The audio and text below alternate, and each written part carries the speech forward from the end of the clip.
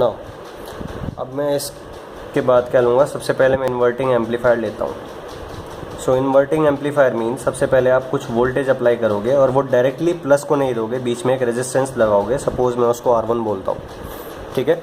सो inverting side पे input आपने apply किया है एंड डायरेक्टली ये जो वोल्टेज है ये V- को नहीं दिया। मेरा कहने का मतलब कि आप ये इस पोटेंशियल को डिस्टर्ब नहीं कर रहे हो, ठीक है। डायरेक्टली इसको ये देना। एक चीज़ और जो मेरे टीचर ने मुझे बताई थी वो क्या है कि सपोज़ आपने इसको ग्राउंड कर दिया, ठीक है, और यहाँ डायरेक्टली वोल्टेज आपने लगा दिया, ठीक है। सो यहाँ वोल्टेज प्लस को V1 है एंड यहाँ कितना है, ग्राउंड, ज़ीरो पोटेंशियल है। दैट मीन्स ये जो माइनस प्लस है ये किसके बराबर हो गया, V1। सो दोनों जो प्लस माइनस हैं वो बराबर नहीं है। दैट मीन्स वर्चुअल ग्राउंड ख़त्म हो गया, ठीक है। सो अगर डायरेक्टली आप इनपुट पे वोल्टेज अप्लाई करते हैं, ठीक है, एंड यहाँ सपोज़ आपने V2 अप्लाई कर दिया डायरेक्टली। सो जब भी डायरेक्टली कुछ आप अप्लाई करते हैं प्लस एंड माइनस पे, तो वर्चुअल ग्राउंड को आप डिस्टर्ब कर रहे हैं, ठीक है। सो ये चीज़ ध्यान रखना, डायरेक्टली कभी भी सप्लाई को कभी भी इसको यहाँ पे नहीं देना, ठीक है, डायरेक्टली नहीं दिया जाता। सो बेसिकली होता क्या है कि वर्चुअल ग्राउंड को डिस्टर्ब नहीं करना है।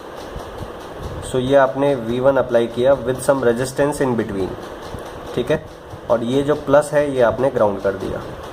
क्यों? बिकॉज अगर आप रेजिस्टेंस भी लगाएंगे बीच में, अगर आप रेजिस्टेंस लगाते हैं तो करंट तो ज़ीरो है, तो उस रेजिस्टेंस में करंट फ्लो नहीं कर रहा, तो उस रेजिस्टेंस का कोई मतलब ही नहीं है, ठीक है। सो ये जो रेजिस्टेंस है यहाँ पे कुछ रेजिस्टेंस नहीं है, डायरेक्टली ये ग्राउंडेड है, ठीक है।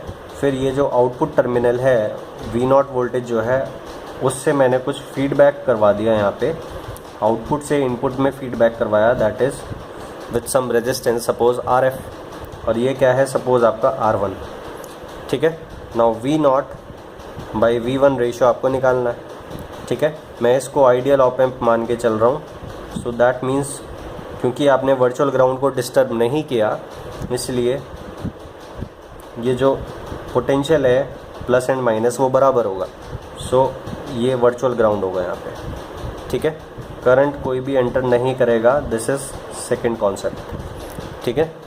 सो ये दोनों सेम पोटेंशियल पे होने चाहिए। अब ये ज़ीरो पे है तो ये भी ज़ीरो पे होना चाहिए, दैट मीन्स ये ज़ीरो पोटेंशियल पे होगा, ठीक है।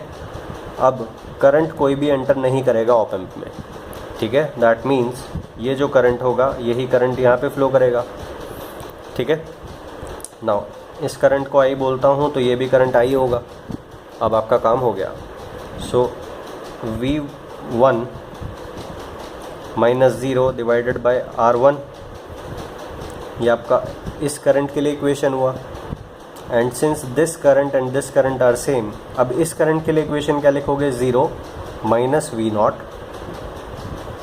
Divided by RF। आप इसको इस तरह से ले लें, I1 और इसको I2, और क्योंकि करंट इसमें डिवाइड नहीं होगा, अंदर नहीं जा सकता क्योंकि ये आइडियल ऑप एम्प है, इसलिए I1 is equals to I2, ठीक है।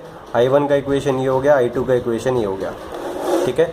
यहाँ से अगर आप V0 डिवाइडेड बाई V1 निकालोगे देन रेशियो आपका आएगा माइनस RF बाय R1। सो ये फॉर्मूला आपको याद रखना है। And this minus sign signifies that the voltage that you applied is at the inverting terminal.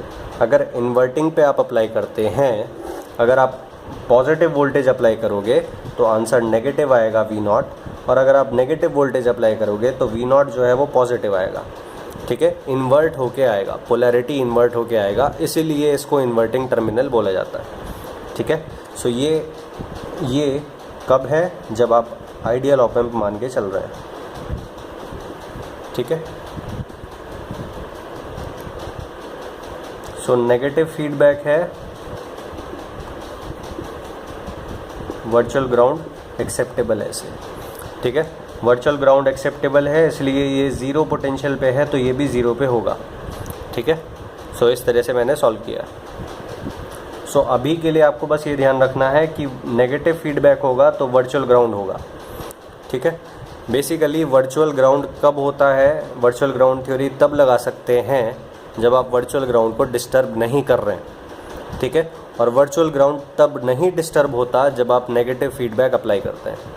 जैसे कि मैंने आपको बताया कि अगर आप डायरेक्टली V1 यहाँ पे अप्लाई करेंगे और यहाँ पे प्लस पे भी कुछ वोल्टेज डायरेक्टली अप्लाई कर देंगे तो वर्चुअल ग्राउंड डिस्टर्ब हो गया, ठीक है। सो ये मत सोचना कि वर्चुअल ग्राउंड क्यों नहीं है भैया। सो वर्चुअल ग्राउंड को डिस्टर्ब करोगे तो वर्चुअल ग्राउंड नहीं होगा, वर्चुअल ग्राउंड को डिस्टर्ब नहीं करोगे तो वर्चुअल ग्राउंड आपका होगा प्लस माइनस टर्मिनल पे, ठीक है। सो ये आपको ध्यान रखना है, negative feedback implies virtual ground acceptable and virtual ground acceptable means V plus is equals to V minus। So virtual ground तब तक एक्सेप्टेबल है जब तक आप वर्चुअल ग्राउंड को डिस्टर्ब नहीं करेंगे, जब तक आप इन दोनों टर्मिनल्स को, इन दोनों नोड्स को डिस्टर्ब नहीं करोगे डायरेक्टली कुछ अप्लाई करके, तब तक वर्चुअल ग्राउंड एक्सेप्टेबल है, ठीक है। इन दोनों को डिस्टर्ब नहीं करोगे तब तक वर्चुअल ग्राउंड एक्सेप्टेबल है, अदरवाइज़ नहीं है। वो मैं आपको क्वेश्चंस में सब कुछ पता लग जाएगा, ठीक है, कब एक्सेप्टेबल है कब नहीं है। बट अभी के लिए ध्यान रखना है, नेगेटिव फीडबैक है तो वर्चुअल ग्राउंड एक्सेप्टेबल है प्रोवाइडेड कि आपने सप्लाई से डिस्टर्ब नहीं किया, ठीक है।